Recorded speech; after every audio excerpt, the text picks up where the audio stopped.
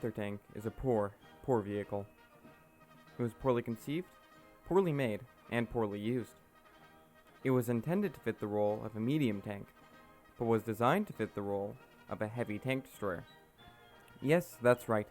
The Panther, a famous German medium tank, is more comparable to an M18 than to any other medium tank of the war. In fact, it might be considered to be the logical conclusion to the American open-turreted tank destroyers of World War II, a fully enclosed tank destroyer. First, let's go over the technical specifications. The Panther was armed with a 75mm high-velocity Kampfwagenkanon 42, which is very good at taking out Allied medium tanks. It had a Maybach HL-230 power plant, of a similar type to that used on late Tigers and Tiger Bs, or 2s, both of which were also heavy tanks, although weighing more. The Tiger weighed 54 tons, while the Panther weighed 45 tons. Compare that to the IS-2, a Soviet heavy tank, which weighed 46 tons and was considered to be more equivalent to the Tiger. The Panther was possessed of sloped armor, inspired by the T-34, which was meant to be a roughly equal tank in terms of operational use.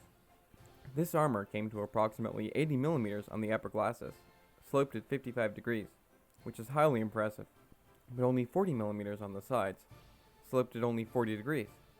The turret was very similar. The armor face on the front came to 100mm, sloped at 10 degrees, with an additional 110mm in the gun mantlet. However, the rounded gun mantlet also created a shot trap where the turret met the hull. The sides of the turret had 45mm of armor, sloped at 25 degrees. This armor was face-hardened, similar to the armor on battleships and other warships, which shattered uncapped shells. However, this became a manufacturing inefficiency as Allied forces began to use capped shells more and more, making the face hardening ineffective. Of note is that the Panther was also roughly the same height as the Tiger, as well as being very large in the other two spatial dimensions, making it a very easy to spot target. Also, it was designated the Panzerkampfwagen 5, or 5, despite being designed and deployed after the Tiger, which was the Panzerkampfwagen 6, or 6. Tangentially, it was occasionally referred to as the Mark V among British forces, which is interesting, because the appellation Mark would be better used to replace the German Ausführung, meaning, more or less, version, which was used for the lettered variants of individual models of vehicles. The numbered designations referred to entirely separate vehicles. This is a situation similar to the Spitfire, which received numerous marks throughout the war, but remained essentially the same plane throughout these marks. The British use of Mark V would be like calling the Cromwell, a British medium tank, which was designated the A-27, the Mark 27. Back to the Panther, it is undoubtedly a heavy tank. Both Russian and American contemporary reports acknowledge that, by Allied standards, it would be considered a heavy tank. By weight, it falls roughly in the middle of contemporary heavy tanks, being slightly lighter than the Soviet IS-2, and several tons heavier than the American M26 Pershing. By this metric, it is very poorly armed for a heavy tank. The Pershing carried a 90mm high-velocity gun, and the IS-2 carried a 122mm high-velocity gun, both of which were significantly more powerful in all roles than the armament carried by the Panther. However, the Panther was intended to directly compete with Allied medium tanks in a parallel role, and for that purpose, the gun is quite well sized. The tank is also very large, similar in dimensions to the Tiger, and significantly larger than tanks like the IS-2, while being larger in some dimensions than the M26. In these ways, we can see that, intentionally or not, the Panther is certainly heavy. But the Panther is also, almost certainly, a tank destroyer.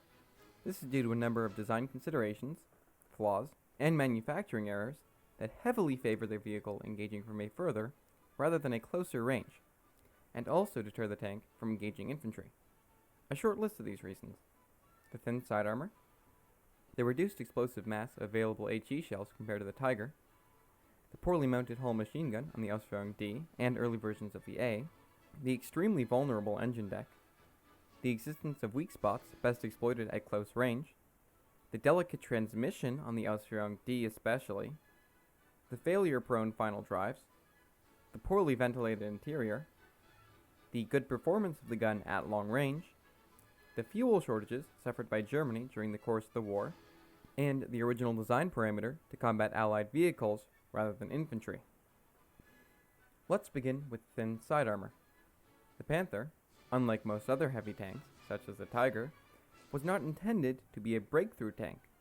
As such, it has a very poor all-round protection.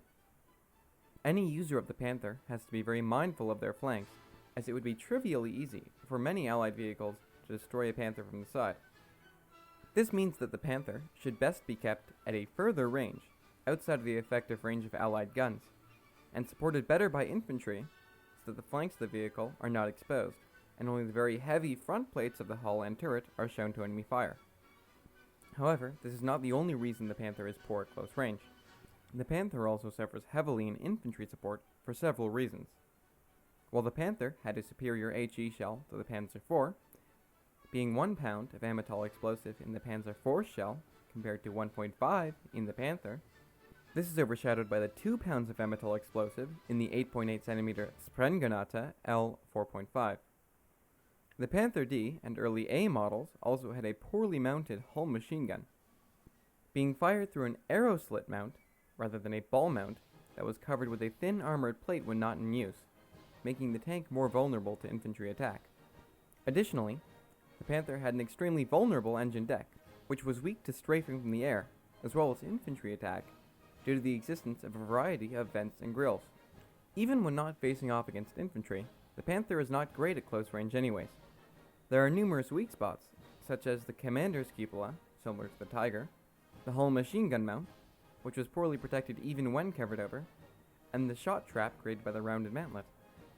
At further range, these are harder to hit, and so the Panther is wise to keep further away from the fight. Compounding this, the transmission was extremely delicate, especially in early models.